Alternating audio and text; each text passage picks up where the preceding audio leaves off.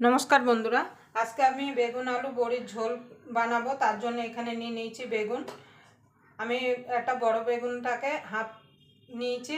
সেটাকে আমি এক একটা বেগুন থেকে চার টুকরো করে নিয়েছি মানে বড় ছিল বেগুনটা তার জন্য চার পিস করে নিয়েছি আপনাদের কাছে যদি ছোট ছোট বেগুনগুলো থাকে সেগুলোকে দু পিস করে নিতে পারেন আর এখানে একটা আলু নিয়ে নিয়েছি আলুটাকে এইভাবে কেটে নিয়েছি প্রথমে আমি বেগুন আলুতে নুন হলুদটা মাখিয়ে নেব এই শীতের দুপুরে কিন্তু গরম গরম ভাতের সঙ্গে কিন্তু এই বেগুন আলু বড়ির ঝোলটা খেতে কিন্তু দুর্দান্ত লাগে আপনারা শীতে অবশ্যই এইভাবে একবার বাড়িতে বানিয়ে নেবেন বানিয়ে খেয়ে দেখবেন কেমন লাগে ভালো করে নুন হলুদটা মাখিয়ে নেব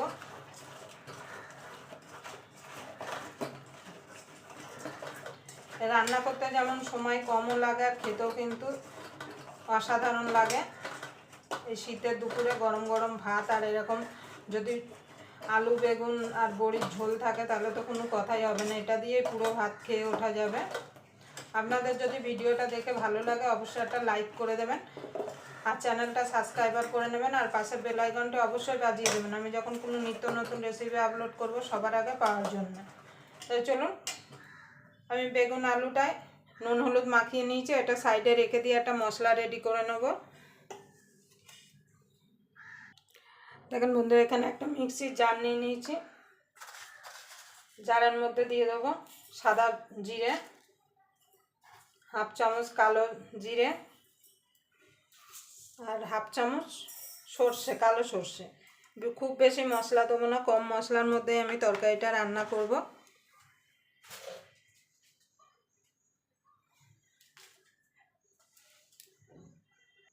দেখুন দিয়ে দেবো তিনটে শুকনো লঙ্কা তিনটে কাঁচা লঙ্কা ঝালটা আপনাদের স্বাদ মতো দেবেন যে যেমন ঝাল খেতে পছন্দ করেন এবার আমি জল দিয়ে এটাকে স্মুথ একটা পেস্ট বানিয়ে নিয়ে আসব দেখেন বন্ধুরা আমি এটা স্মুথ পেস্ট বানিয়ে নিয়ে এসেছি সাইডে রেখে দেবো এবার রান্নায় চলে যাব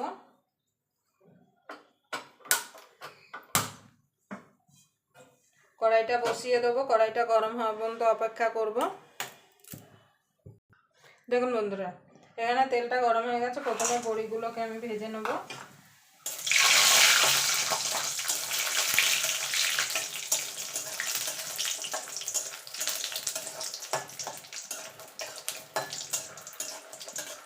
বড়িগুলো ভাজা হয়ে গেছে তুলে নেব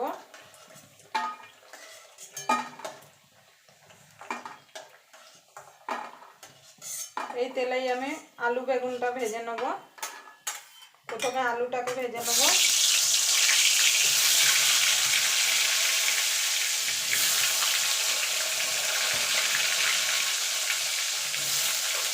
লাল লাল করে আলুগুলো ভেজে তুলে নেব দেখুন বন্ধুরা আলুটা ভাজা হয়ে গেছে তুলে নেব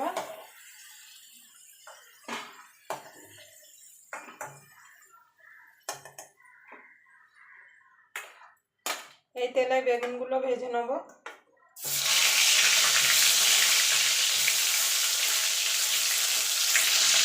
দেখুন বন্ধুরা বেগুনগুলো ভাজা হয়ে গেছে বেগুনগুলো তুলে নেব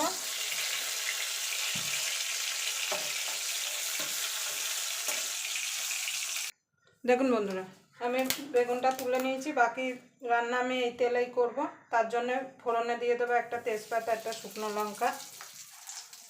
আর কালো জিরে এবার ফোড়নটা একটুখানি ভাজা ভাজা করে নেব ফোড়ন থেকে যখন সুন্দর একটা গন্ধ বেরিয়ে আসবে তখন এই যে এখানে যে মশলাটা করে রেখেছিলাম সেটা দিয়ে দেবো মিক্সির জারটা দিয়ে একটু জল দিয়ে দেবো স্বাদ মতো নুন হলুদ গুঁড়ো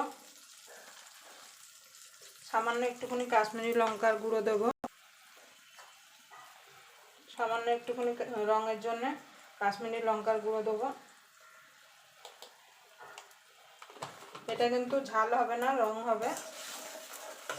এবার মশলাটাকে কষিয়ে নেব যতক্ষণ মশলা থেকে তেল না ছেড়ে আসছে দেখুন বন্ধুরা মশলাটা কষানো হয়ে গেছে আলুটা দিয়ে দেবো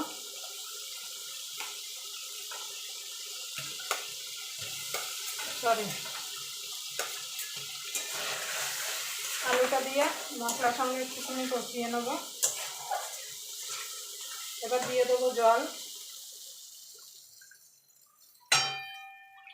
আপনারা যেমন ঝোল খাবেন সেই বুঝে জলটা দেবেন, কিন্তু এখানে একটু জল বেশি দিতে হবে যেহেতু বেগুন আর বড়ি আছে।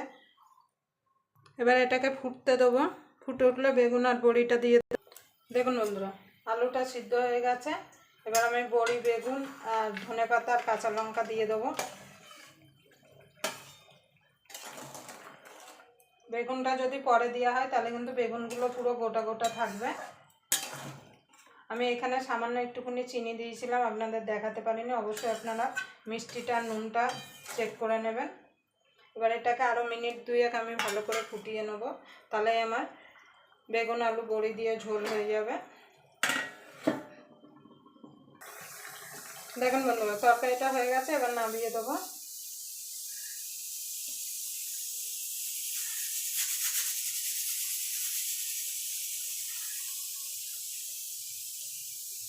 দেখুন বেগুন ফেগুন কিন্তু গোটা গোটা রয়েছে। আবার আপনাদের সঙ্গে কোনো নতুন রেসিপি নিয়ে দেখা হবে। ততক্ষণ পর্যন্ত আপনারা ভালো থাকবেন, সুস্থ থাকবেন।